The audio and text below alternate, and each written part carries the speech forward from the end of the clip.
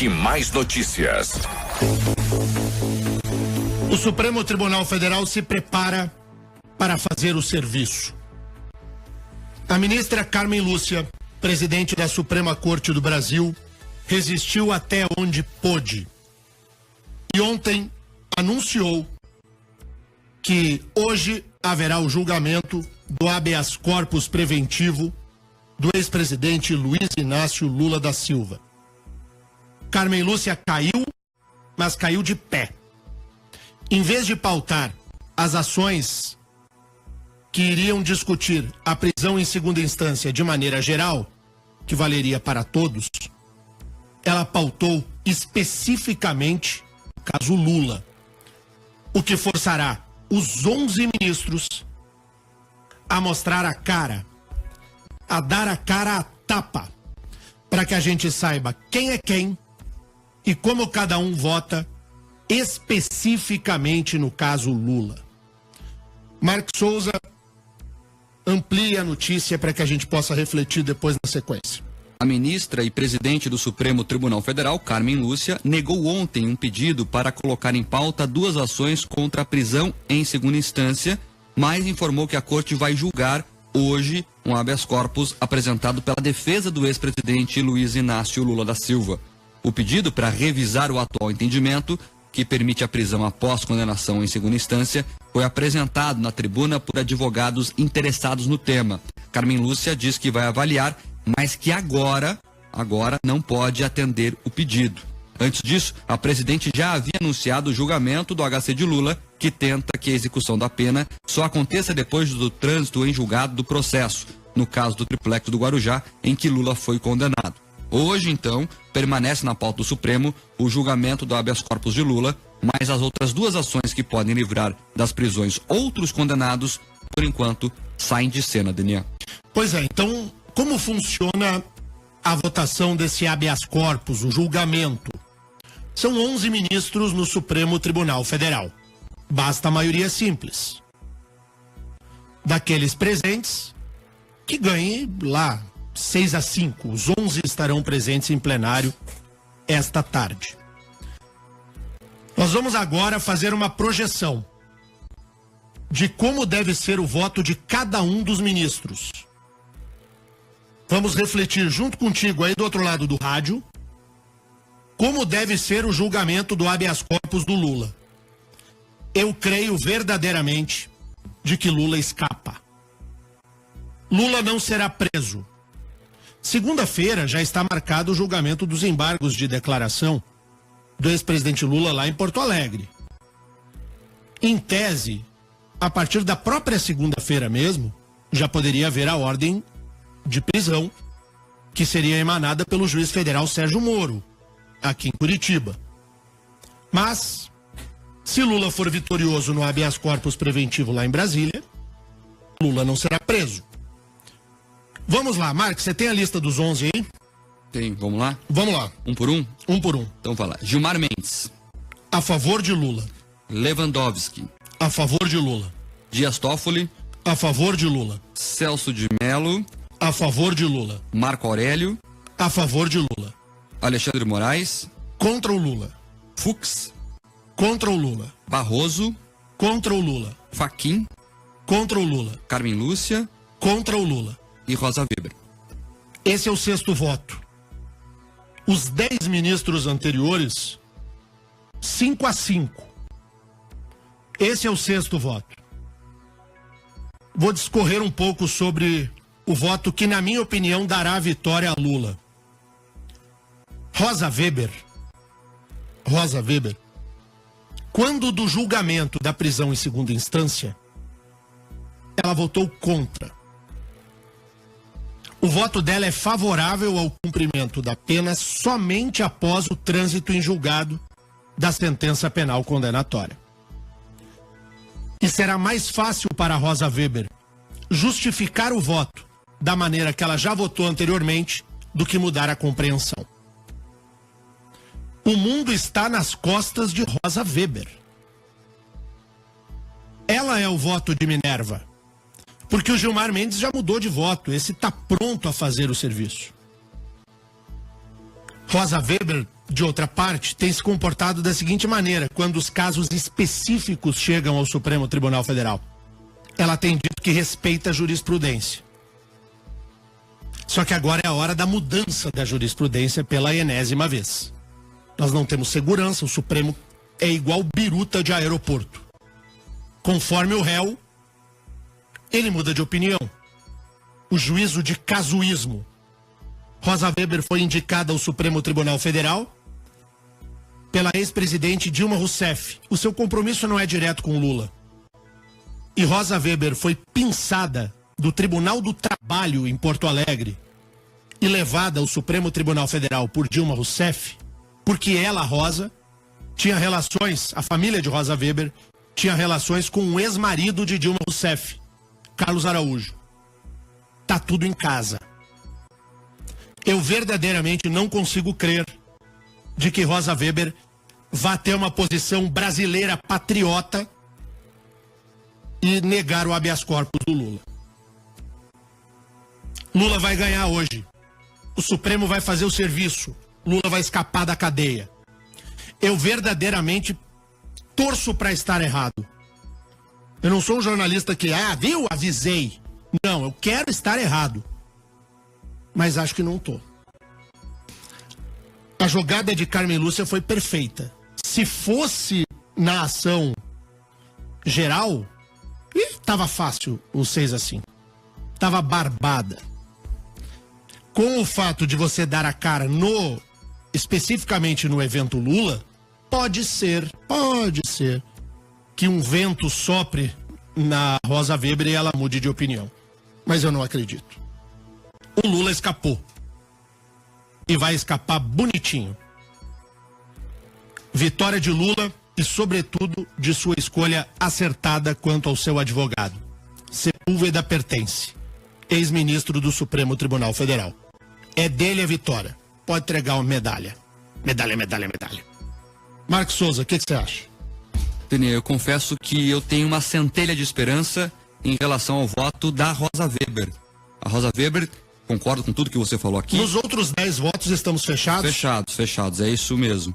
Agora a Rosa Weber, ela tem um histórico interessante no Mensalão.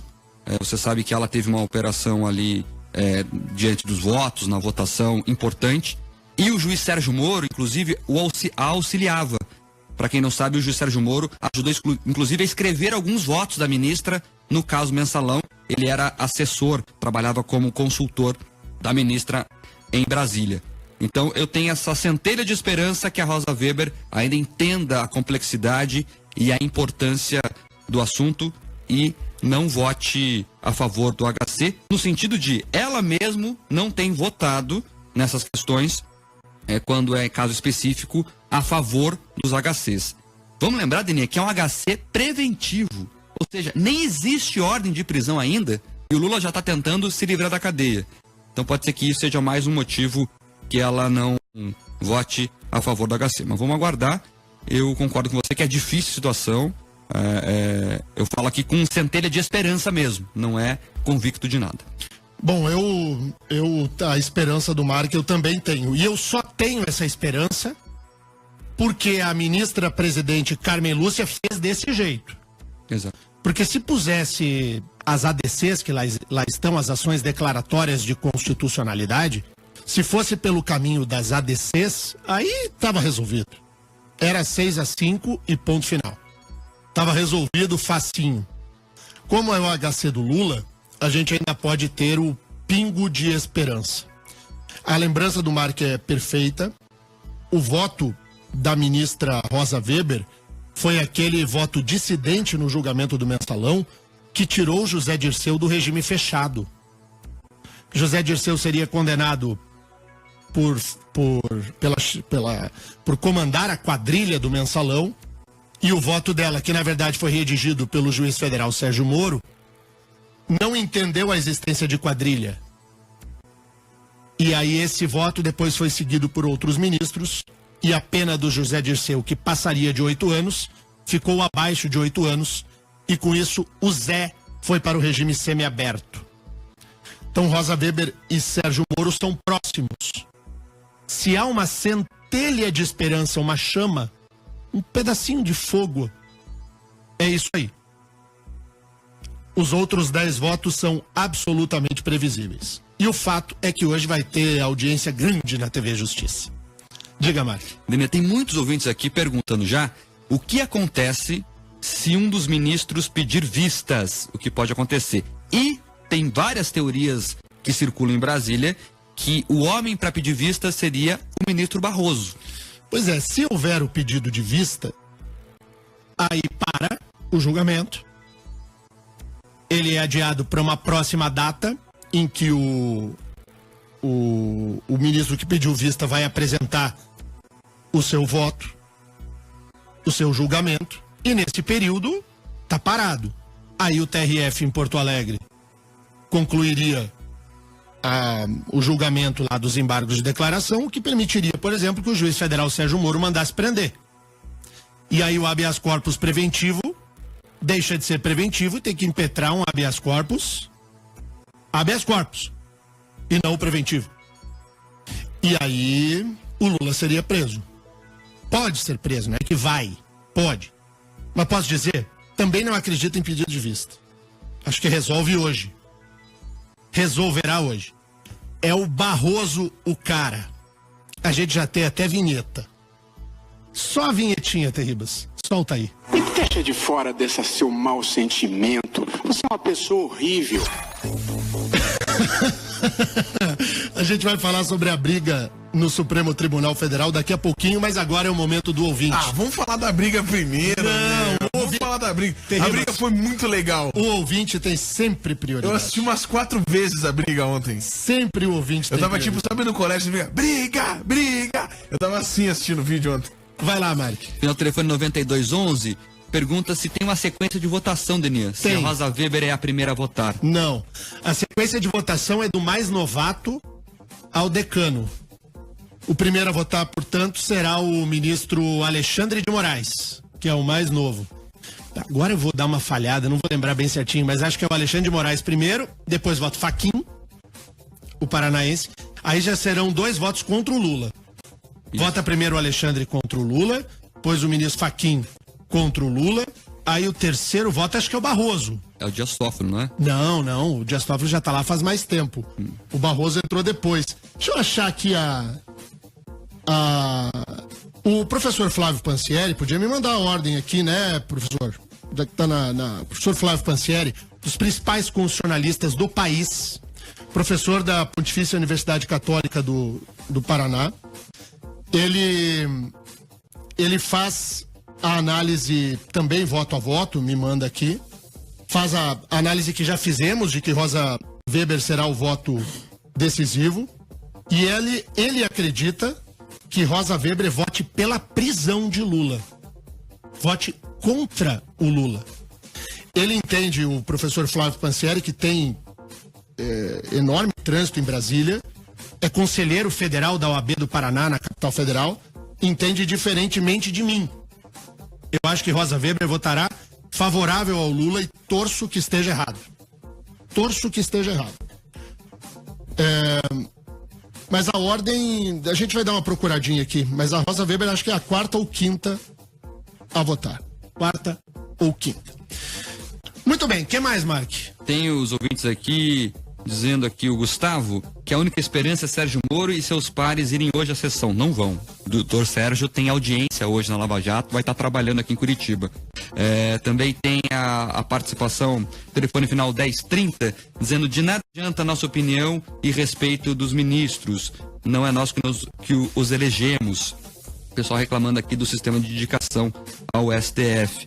O Geraldo Matias, pela live do Facebook, dizendo que caso aconteça o previsto, será declarado o fim da credibilidade do judiciário no Brasil, declarado a bagunça total na opinião do ouvinte. A Alessandra de Paula diz que a Rosa Weber não precisa fazer média com o Lula.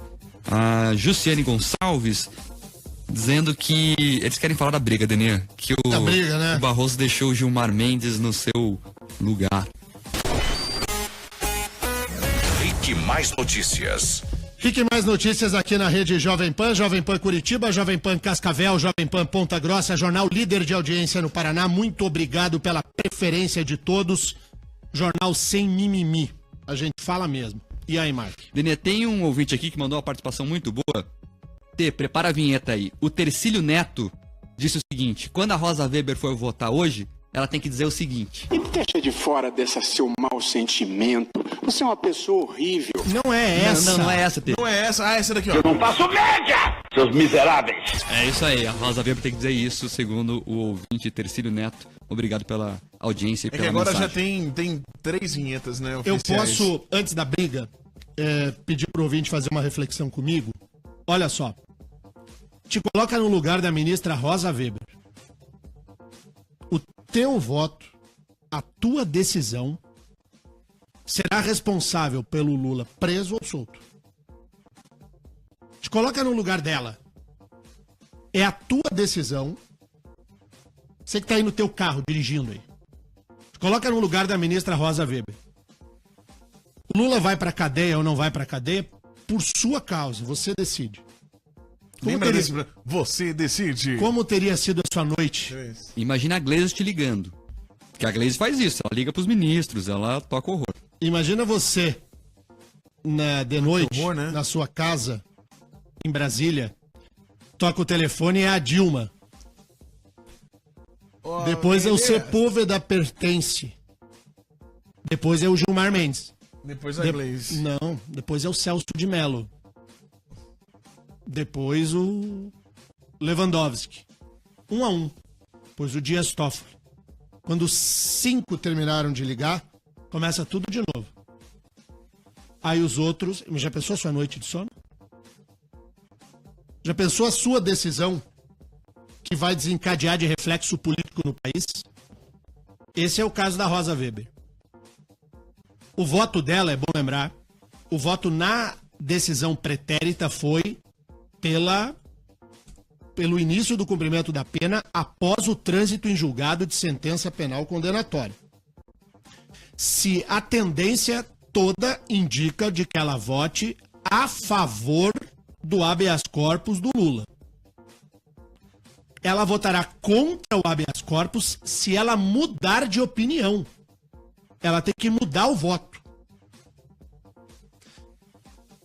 Em Brasília, boa parte das apostas indicam de que ela mudará de voto. Eu prefiro... é que eu não quero torcer. Eu quero que o Supremo faça o que tem que fazer. Mas eu queria ter a fé do Mark. Tomara que o Mark esteja certo ou esteja errado. Tomara. E aí, depois disso, o Tribunal Regional Federal em Porto Alegre, a tendência é rejeitar os embargos 3-0, sem qualquer tipo de mimimi, né, Mark? Exato.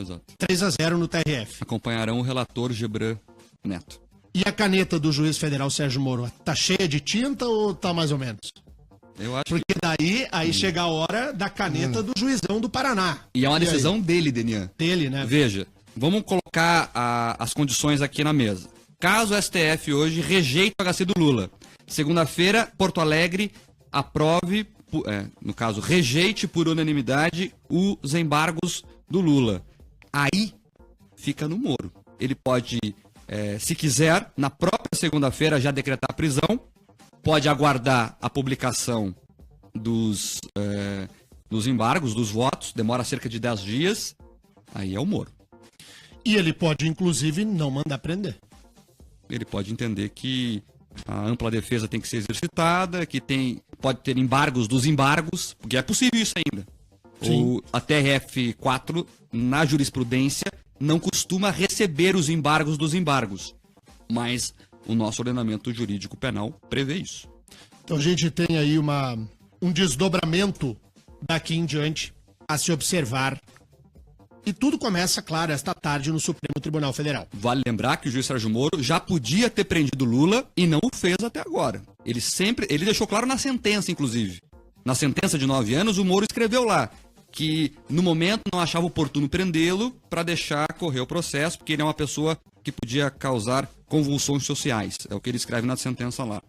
Então não fez, ele esperou o trânsito do segundo grau terminar. Vamos ver o que vai acontecer agora.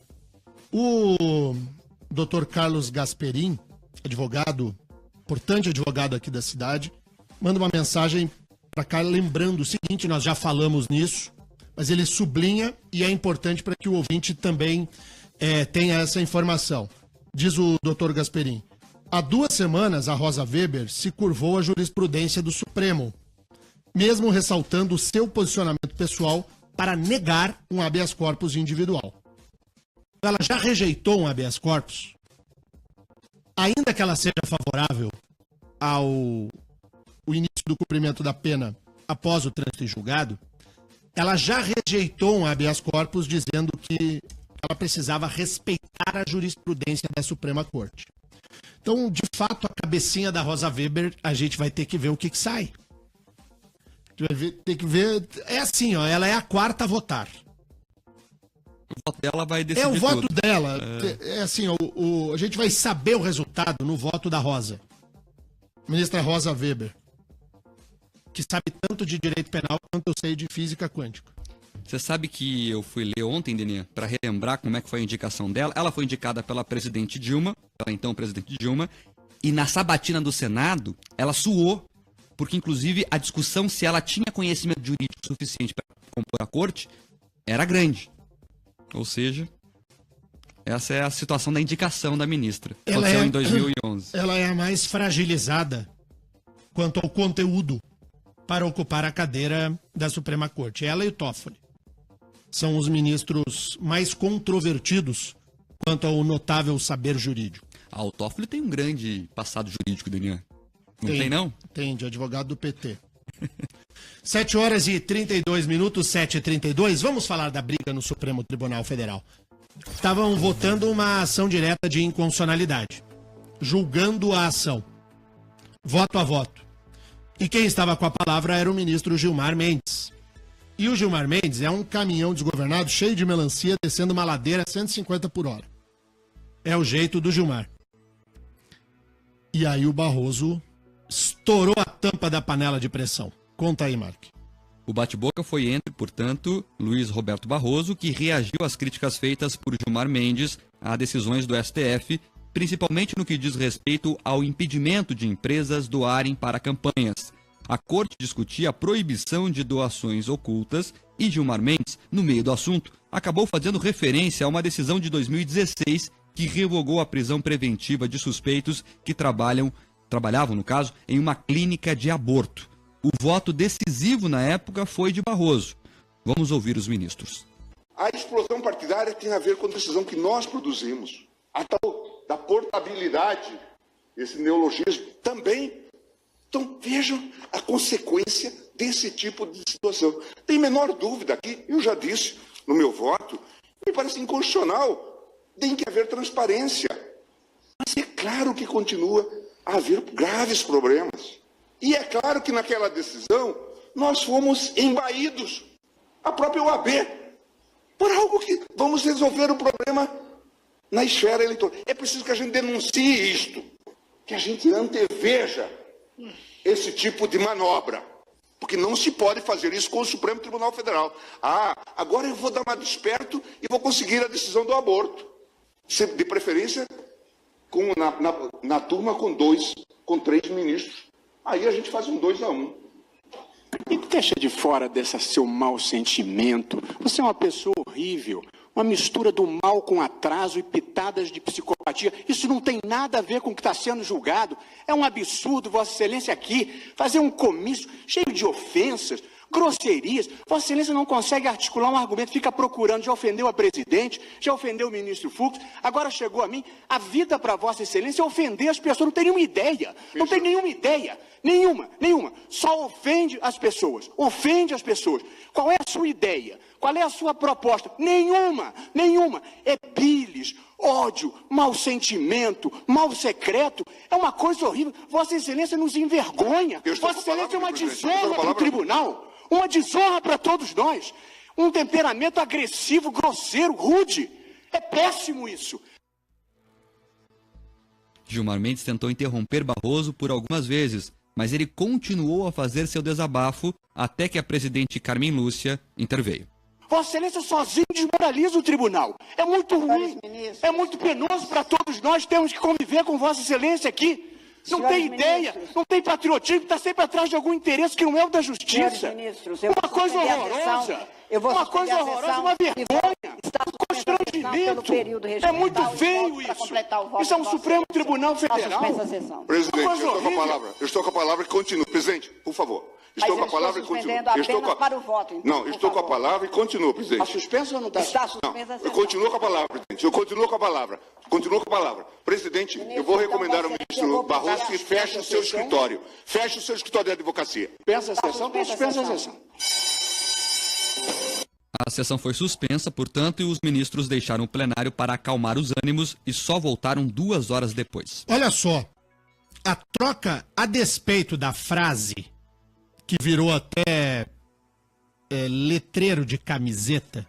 Solta só a vinheta aí, Terribas. E deixa de fora desse seu mau sentimento. Você é uma pessoa horrível. E deixe de fora desse seu mau sentimento. Você é uma pessoa horrível com pitadas de psicopatia. Afora essa... Parece uma letra sertaneja, não parece? Parece. Mas tem gente que é assim mesmo. Tem gente que é assim.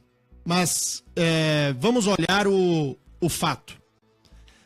Por trás dessa fala do Barroso, o ministro Luiz Roberto Barroso acusa Gilmar Mendes de julgar no Supremo Tribunal Federal não pelo direito, e sim pelos seus interesses.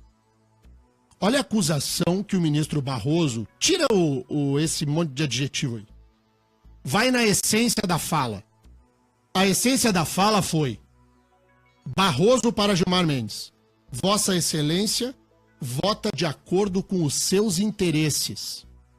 Não vota de acordo com o direito.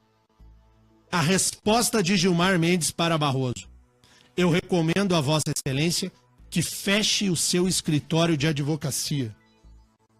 É sabido que um magistrado não pode advogar. É uma vedação de natureza constitucional.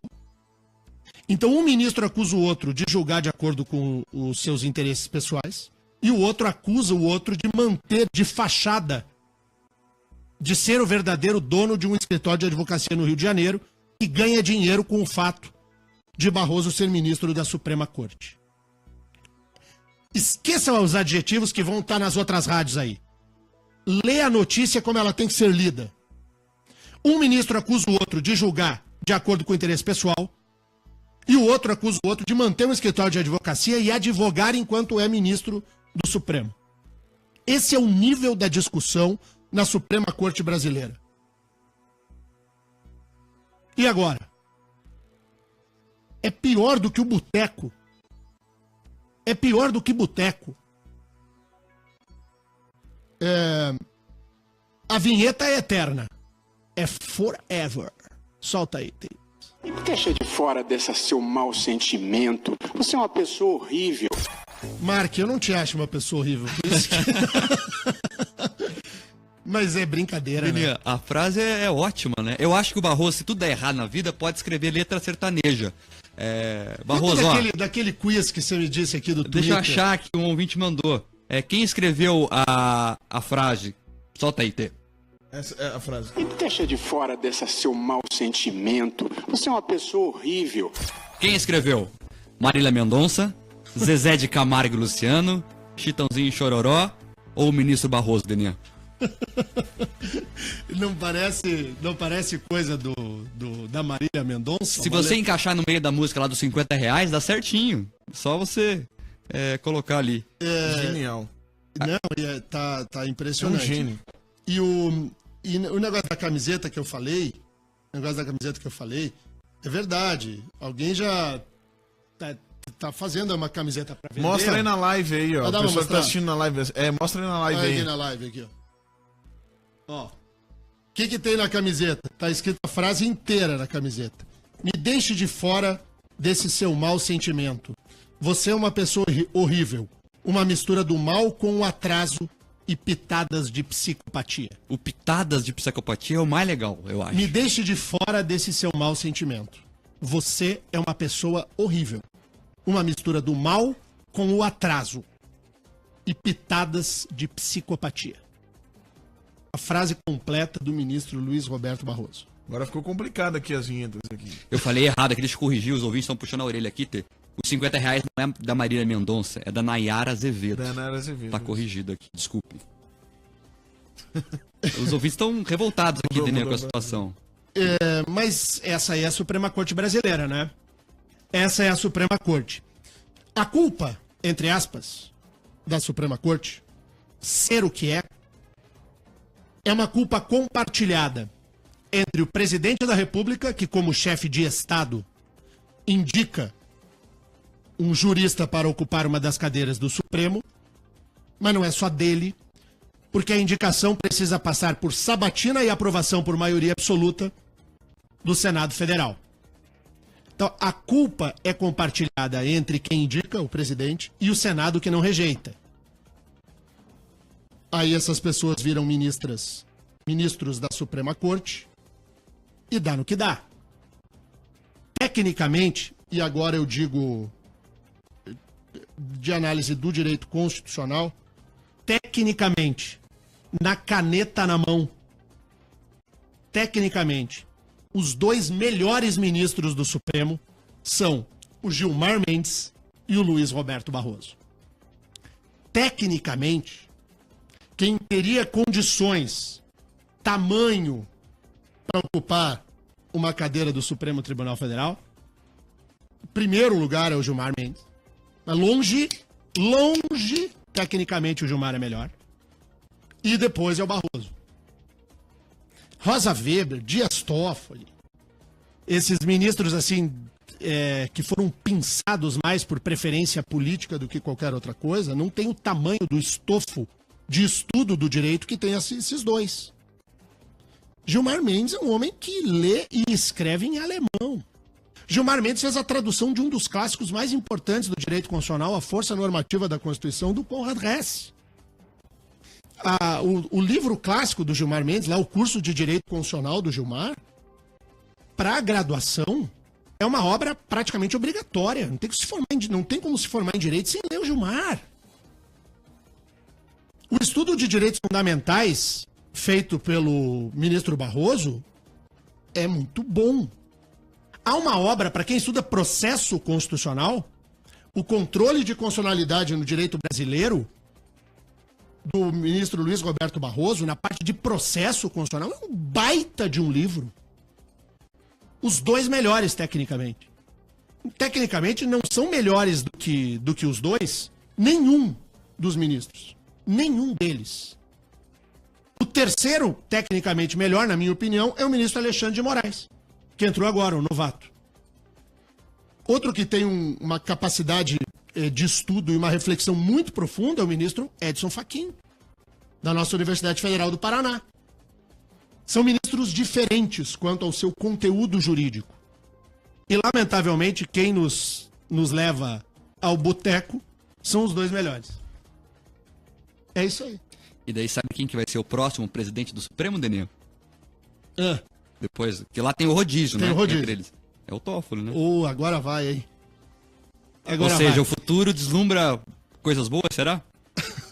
Eu só espero, pelo voto da Rosa. Eu tô só pelo voto da Rosa. Hoje à tarde. A gente tinha que comprar uma pipoca, Terribas. Você como chefe aqui do barraco.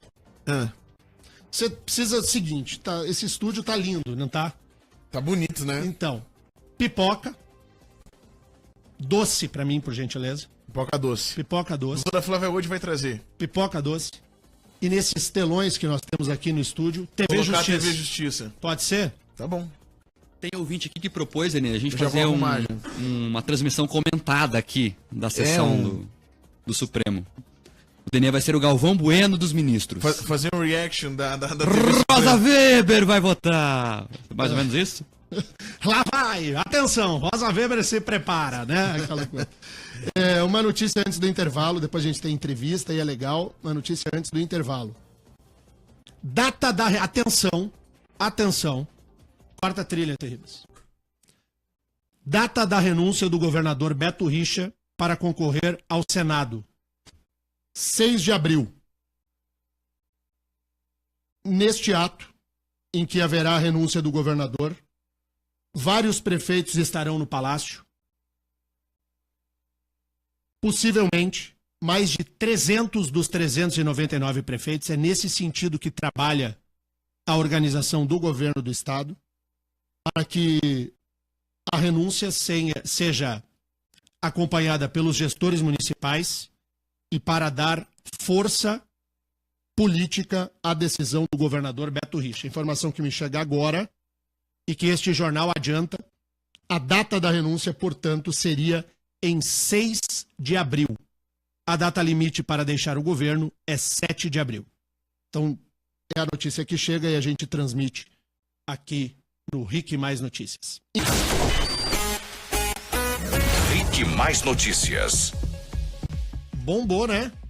Bombou aí, eu dei uma olhadinha aqui agora. Demais. A participação dos nossos ouvintes tá grande, né? Pois é, facebook.com/RIC+PR, facebook.com/Jovem Pan. Tem sempre a nossa live lá, assista a gente. É bem legal. A gente vai conversar agora com o Leandro Knopfels, é o diretor do Festival de Teatro de Curitiba. Daí o Leandro sentou aqui para conversar conosco. Falei, poxa, que dia para você vir, hein, Leandro? Aí a resposta dele, acho que ele vai dizer no ar, digo eu. Também com esse teatro que eles fizeram lá no Supremo. Tudo bem, Leandro? Bom dia. Bom dia, Dênio, bom dia a todos. O nosso Festival de Teatro de Curitiba começa na terça-feira da semana que vem, dia 27, né? Queria que você falasse um pouquinho sobre o festival. O festival está aí na sua 27ª edição. Ele nasceu em 1992 para comemorar os que vinham vir, os 300 anos de Curitiba que vinham vir. A gente estava no 298, do 198º aniversário de Curitiba. E chegamos aí aos 325 anos de Curitiba, na 27ª edição do festival. Então, eu reporto isso porque a característica continua sendo essa, da celebração, da festa, de aproveitar Curitiba, de aproveitar o encontro, de aproveitar a criatividade. O teatro precisa dessa troca plateia, palco. É uma linguagem quase que hoje em dia única, que precisa da presença das pessoas. Todas as outras hoje a gente consegue virtualmente ter acesso, mas o teatro não, o teatro tem essa característica. E essa característica para mim é uma metáfora, porque as pessoas cada vez se encontram menos, então o festival propõe isso, não só a ida às salas, mas que as pessoas se encontrem, que seja no restaurante, que aproveite a cidade nas praças, nas ruas. Curitiba é uma cidade tão interessante, e o festival está aí para isso. E o festival de teatro, ele envolve a cidade, né? Além, claro, das salas de teatro, tem muitas apresentações que são ao ar livre, tem desses artistas mais famosos, entre aspas, de televisão, e tem também aquele artista, tem um artista iniciante, tem um artista que é só de teatro, que nunca se deixou seduzir por outra plataforma, né? Isso é bacana, essa pluralidade do festival, né? O festival reúne mais de 2.000 artistas, todos profissionais, essa é uma linha que a gente segue, o festival profissional de teatro. O festival está em 90 locais diferentes da cidade, muitos deles, como você disse, locais abertos.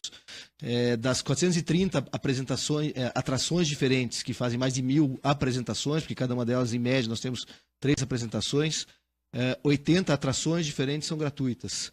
Fora isso, mais umas 20 tem a modalidade de pague quanto quiser. O espectador vai à atração, assiste, dependendo do seu sentimento, do seu bolso, remunera a apresentação depois de assisti-la. Então a ideia realmente é isso, é trazer essa pluralidade. Em relação aos artistas que você falou, sim, temos nomes consagrados do teatro, como Denise Stoklos, paranaense de Irati, radicado em Curitiba, hoje em São Paulo, que retoma a sua carreira, 50 anos de carreira aqui em Curitiba com a estreia do espetáculo. Nomes conhecidos da televisão, Malvino Salvador, Mel Lisboa, Reinaldo Gianecchini, Denise Fraga, os Titãs, né? A gente está num veículo rádio, então pode colocar isso aqui como uma atração interessante, a gente converge aqui. Os Titãs saem do show e lançam em Curitiba, estreiam aqui em Curitiba a ópera rock deles. Que legal. Eles no palco, tocando as músicas que eles escreveram especificamente para o espetáculo, e 3 atrizes. Então é importante falar que quem está esperando ver um show, assistir a um show dos Titãs, não é isso. É uma ópera rock como o The Who fez há 40, 50 anos atrás com o Tommy. Que bacana, né? E aí o Festival de Teatro de Curitiba, assim, para quem quiser poder escolher direitinho o que vai assistir, qual que é o lugar, assim, na internet para você achar certinho todo o programa do Festival de Teatro? Tá, a gente tem o site festivaldecuritiba.com.br, o aplicativo Festival de Curitiba 2018 para Android e iOS. O festival tem uma publicação que é um guia, eu não trouxe aqui para mostrar na live, mas é um guia que as pessoas estão acostumadas a receber, são 120 mil exemplares, estão espalhados pela cidade inteira, um guia gratuito. E nas bilheterias, as pessoas estão bastante preparadas. Eu fico bem feliz. Eu ontem recebi um elogio do atendimento. Não estou falando porque eu estou aqui, até preciso cumprimentar o pessoal que está lá. O pessoal estudou bastante, então quando as pessoas têm dúvida, quero assistir um espetáculo mais tranquilo, quero assistir um clássico, quero assistir uma novidade, como você disse, pessoas estão começando, não só atuando, mas também escrevendo. A gente tem textos novos, a gente tem propostas de montagem novas. O pessoal da bilheteria está bem preparado, as bilheterias físicas estão no Parque Shopping Barigui e no Shopping Miller. Muito bom. Leandro Knopfels, diretor do Festival de Teatro de Curitiba, muito obrigado pela participação. Vamos dar uma conversadinha semana que vem para a gente fazer passar um raio-x aí do festival. Ele começa na terça e vai até quando? Ele começa na terça, vai até o dia 28, rapidamente dizendo que tem o Guritiba para as crianças, o Mishmash das variedades, o Risorama, nosso tradicional festival de humor, e o Gastronomix, nosso evento de gastronomia. Claro, focando sempre no teatro, nas artes cênicas, com a Mostra e o Fringe, com mais de 430 atrações. Muito bom. Leandro Knopfels, diretor do Festival de Teatro de Curitiba, muito obrigado pela participação aqui na Jovem Pan. Obrigado vocês, gente. Marcos Souza, os ouvintes para a gente fechar, né? Vamos lá, Denil. O pessoal está participando bastante aqui sobre a briga, claro, do Barroso com o Gilmar Mendes. Tem acho que a professora de português aqui, a Ana Paula, ela só fez uma consideração aqui que a frase está errada gramaticalmente, né? Que não é me deixe de fora, seria deixe-me o começo da frase. Mas é que ele falou no improviso, né, Nenê? Com raiva. A pessoa não vai se preocupar com o português correto, não é? Então se a professora... Claro, né? Tem licença poética nesse caso. Pois se a professora ouvisse uma banda gaúcha chamada Reação em Cadeia, conhece, Terribas? Reação em Cadeia, já ouvi falar. Tem uma música que diz assim: me ame, me odeie, só não se esqueça que eu amei você. Então é tudo me ame, me odeie. Então é tipo o Barroso, entendeu? Ele inspirou o Reação em Cadeia. Me deixe de fora. Me deixe de fora. Ô, Guguzinho, tudo bem? Não faça isso, não. Fala aqui, Fabrinho. Fala, Fabrinho. Amigos de todo o Brasil, gente, que beleza, está aqui entrando no jornalzinho. Cara, você faz, Nenê? A gente vai tocar o Rabadete hoje? Vai embora, não, sai daqui, cara. Ô, TV, você tem vergonha? No jornal não, cara, no jornal não. Vai pro seu lugar, cara. Vai fazer tuas piruinhas, pelo amor de Deus. Audiência total hoje na TV Justiça. Vamos embora. O pessoal tá falando que a TV Justiça virou MTV. Mais ou menos. Sucesso de grandes audiências. Só sucesso. Então hoje tem TV Justiça. De tarde, no nosso boletim do fim do dia, a gente vai atualizar a informação desse caso do julgamento do ex-presidente, do habeas corpus do ex-presidente Luiz Inácio Lula da Silva. Valeu, gente. Esse jornal precisaria mais uma hora, não precisaria mais? Precisaria, viu? Precisaria, né? Os ouvintes têm que pedir bastante. Quem sabe a gente convence a presidência aqui. Essa horinha a mais? Vamos, né? Mandem aí, ouvintes, mandem aí. Então tá bom. Valeu, gente. Até amanhã.